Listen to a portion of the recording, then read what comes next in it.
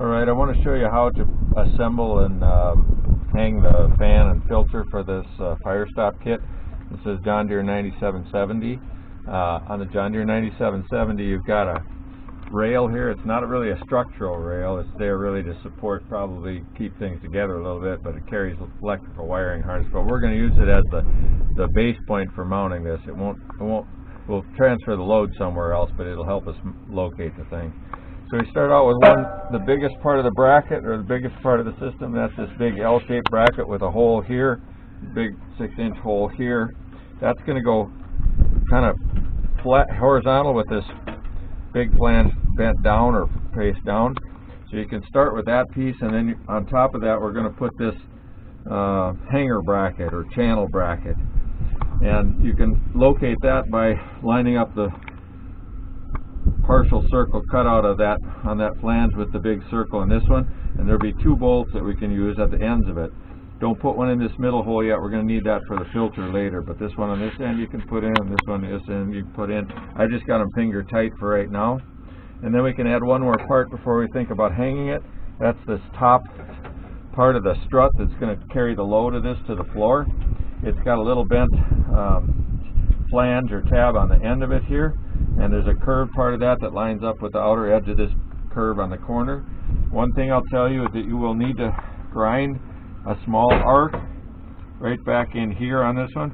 I switched to a flange bolt for these mounts, which I like, but now the flange interferes a little bit with this, and I haven't changed the design yet, so you'll need to grind a little bit of a arc in here so that this piece, when you put it on, clears the flange, because there's 2 bolts and they line up in there, so that's a fixed location for that. Once you have that ground out and you can put these 2 bolts through and hold that top part of that strut on, then we can actually hang this thing in place and see where it's going to go. If we lift it up so that this U-shaped channel on the up here goes over the top of that rail, it'll hang on that and point downward, and it can slide forward and back on there now so that we can get it in a position that clears everything else. But there's also the lower part of this strut. It has a foot with a single hole in it on the bottom, and it has 2 slotted slots on the sides of it here. And when we get this in position, you can put that inside the angle iron strut above it, slide it up or down, and we can put 2 bolts in here and leave them loose for now so that we can adjust it. But there's actually a hole on the floor, right at the edge of the floor there, that we can put that foot on, and it'll take either a 9 or 8 millimeter, or possibly it may take a 3/8 inch bolt to go through there. I'm not sure my 9 millimeter bolts are long, or 8 millimeter bolts are long enough, but if they're long enough we could do it with an 8 millimeter bolt. Otherwise we may need to stick something a little bit longer in there. If you got it, if the 8 millimeter one won't work, just grab a 3/8 inch bolt about 1.25 inches or 1.5 inches long. It'll do that. So we can put bolts through, and now we've got a strut. We've got this bracket hanging here, and then we'll worry in a few minutes about how to mount we'll show you how to mount the filter and then put the fan on. Alright, we've mounted we showed you how to hang the brackets on the rail here. We've kind of put everything on loose. Once we had that roughly in position, then we lifted the filter can here up with the feet on it, the rings and the feet on it facing up the direction of the intake. Lift that up so that the intake comes up through this hole in the top of the bracket, and line up the 4 feet holes with the holes in the surface of this bracket. And there are 4 8 millimeter bolts that we would normally use to hold that on. Turns out that you can use 3 of them just fine. They work just right, they're the right length. But there's one up here, one hole, the 4th hole up here is going through 3 thicknesses of metal, and that short 8 millimeter bolt won't reach all the way through and catch the nut. So I put a 1 inch 3/8 inch bolt through that hole and a lock washer on it, and that works just fine. So you may have to, if I don't ship you a kit with a 3/8 inch or a longer 8 millimeter bolt, either one, put a 1 inch bolt through this 4th hole to hold the filter can up. We didn't tighten those up right away, we just kind of left everything loose. Reposition it so that the intake for the air is centered in this hole up here. You can slide the can in here and rotate it a little bit. Point your duct bill on the bottom of the filter down if you want. And then at that point we put this assembled the bottom part of this strut to the upper part here. I didn't tighten it right away, but then I put the foot down on the floor. There's actually a hole on the edge of the 9770 floor that accommodates this foot on this thing, and that one actually worked with an 8mm bolt up through that, and we put the nut on it so that we get that foot fixed down, and then we tighten up these bolts on this angle iron style bracket here. Tighten them both up so that's the right length. And at that point we tightened up all of the nuts on the surface of this to hold the filter can in place. Tightened up the bolts on the rings here. They're a large screwdriver slot that pulls these rings together and tightens that up. And then tighten up any other bolts you got on the surface of this. And then one other thing I did to hold this in place was there are 2 holes through this bracket here. I think they're 1/4 inch holes or a little bit larger than that. I took a 9/32 inch drill bit, ran it through the bracket and the rail here once. I don't want a large bolt there because I don't want to weaken that bracket, but putting 1 bolt through there positions it so that it can't go forward or backward.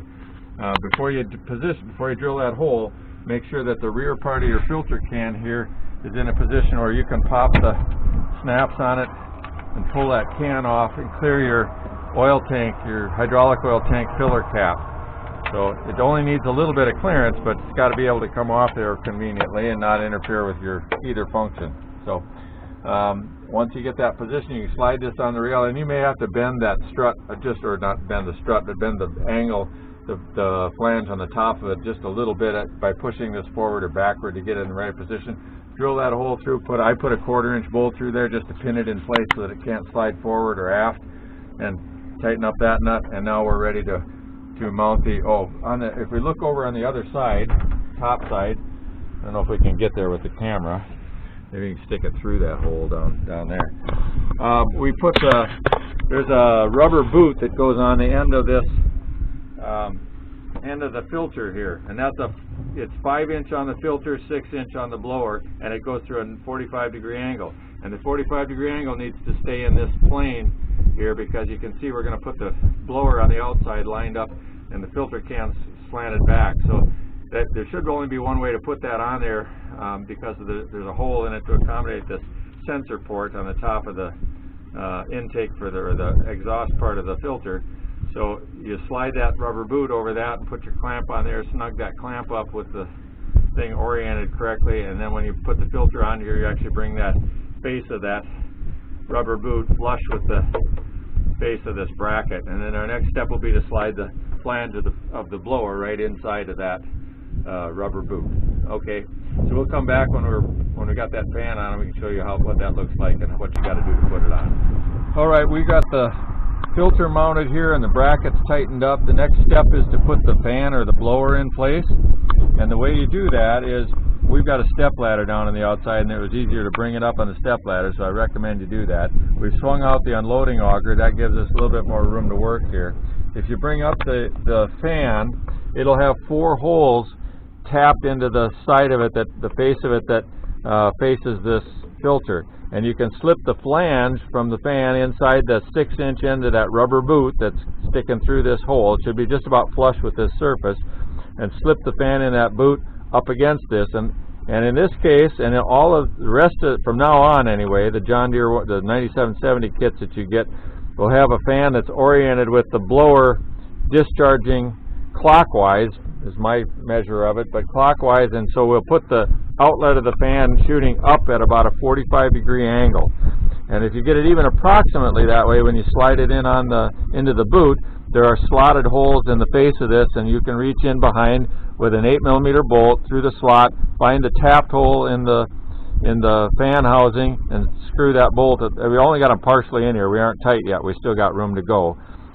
Do the 2 on this side, the forward side, the upper one and the bottom one on the forward side first. And once you get those threaded in, so then it'll support it, so you don't have to hold it up in place anymore. And then once you have those pulled up a little bit, don't make them tight yet, but you can pull them up close. Then there's this piece that I would call a yoke. It has a circular cutout and 2 slots in it, and then a bent flange on the back end.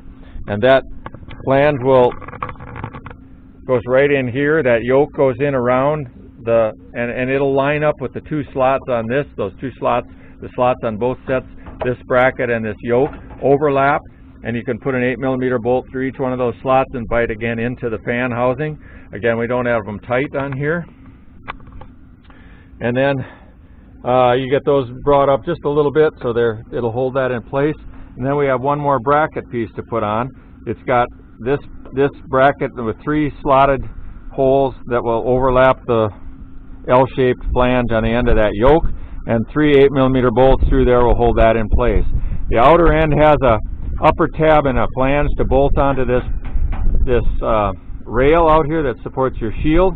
Now, we intended to probably drill a hole in that rail, but it turns out there was a slotted hole in the rail already there, and all we had to do is lift this up about 3/8 of an inch, and that hole lined up. And so it's close enough that I didn't think it was worth drilling new holes in the rail for that. And one bolt will hold it in place. It's just a strut to make this more rigid. So if you have that same slotted hole in your rail, you may not have to drill a hole. If you don't have a hole in that lines up, then let this tab sit down on top of the rail, mark the rail for at least one hole, drill a hole probably 3/8 of an inch diameter. It wouldn't have to be quite that big, somewhere between 5/16 and 3/8 will work. It's an 8mm bolt that we run through there and put that on. Once you have that on, we can snug everything up now. We still at this point can rotate the fan because it'll rotate in the boot and it'll rotate in the slots on this, and we'll probably put our air intake or our air discharge tubes on here to make sure we've got them lined up. It can rotate that, and then the last thing we'll do is tighten everything up in place when we have it that way. So you got a lot of 13mm wrench work to do once we have everything lined up. But now it's all hung in place, and we can put on the air discharge tubes and get that set up, tighten it all in place, and then the last step is to do the hydraulics. So that's how you mount the blower itself, at least initially on here, and we'll show you how to do the hydraulics in a little bit.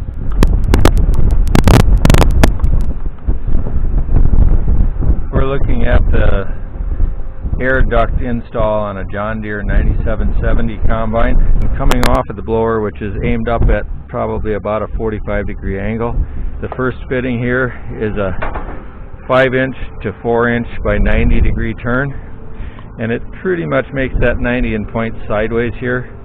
My suggestion in assembling this is to assemble it all kind of loose, in place but loose, so that you can adjust it before you tighten up the fittings. So there's a 5 to 490, and that goes right on the outlet of the blower, and there's a clamp here that holds that on.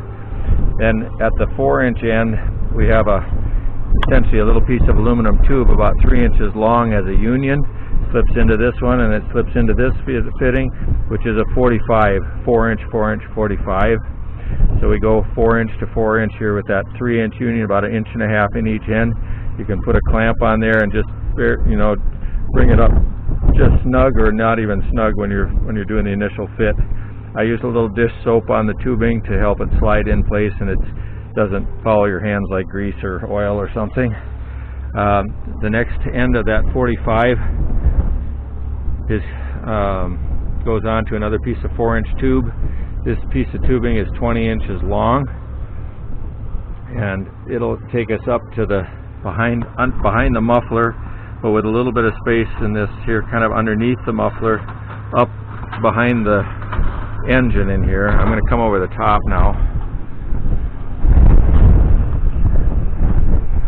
Looking down the same way we just came from, that 20-inch piece comes up here, and I'm using a 22 degree or 22.5 degree fitting here, and I've got the stub entry collar. Could be a short one or a long one, would probably work in this application, into the enclosure here, and that comes out.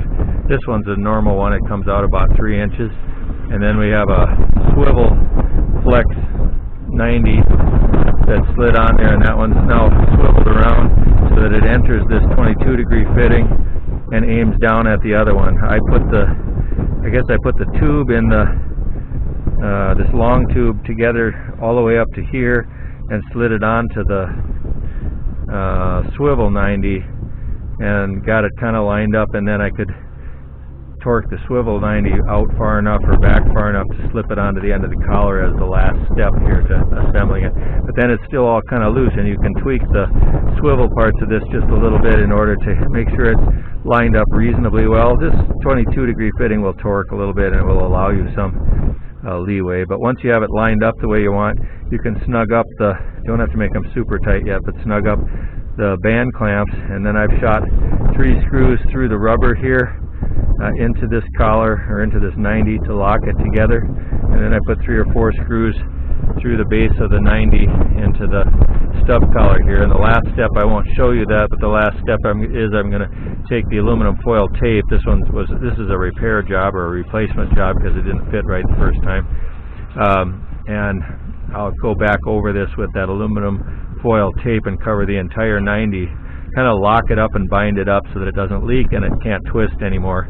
And I'll come over this 22-degree fitting about a good inch or so to cover up the screw holes and bind that all together with this and squish that tape down tight on there so that it can't go anywhere. And now actually already we have a nice rigid connection here, and this will serve to get the air into the box we need. So that's the connections. It takes a 20-inch piece of tubing, a 3-inch piece of tubing, a 5 to 490, a 45-degree fitting, and a 22-degree fitting, and we're ready to go here. So that's the duct work on a John Deere 9770 from the blower to the enclosure.